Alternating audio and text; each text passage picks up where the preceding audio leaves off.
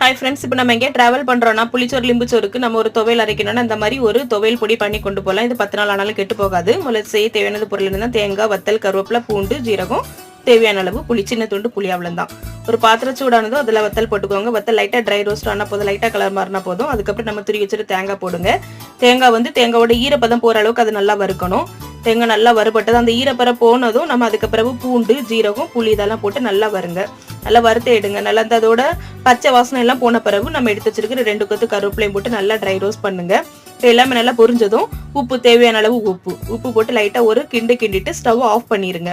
அவ்வளோதான். இதை ஒரு 10 நிமிஷம் நல்லா ஆற வச்சுட்டு நல்லா ஆறுனதுமே இதை நம்ம மிக்சி ஜாரில் போட்டு துவையல் பதத்துக்கு நம்ம திரிச்சு எடுத்துக்கணும். நான் தண்ணி ஊத்தாம நல்லா திரிச்சு எடுத்துக்கிடணும். அவ்வளவுதான், துவையல் ரெடி. இது 10 நாள் ஆனாலும் ஒரு பாட்டில நீங்க ஸ்டோர் பண்ணி வச்சுட்டீங்கன்னா கெட்டு போகாது. இப்போ எங்கேயாவது டிராவல் பண்றோன்னா இது கொண்டு போக நல்லா இருக்கும். இந்த வீடியோ பிடிச்சிருந்ததுன்னா லைக், கமெண்ட், ஷேர் பண்ணுங்க. மறக்காம சப்ஸ்கிரைப் பண்ணுங்க. தேங்க்ஸ் ஃபார் வாட்சிங்.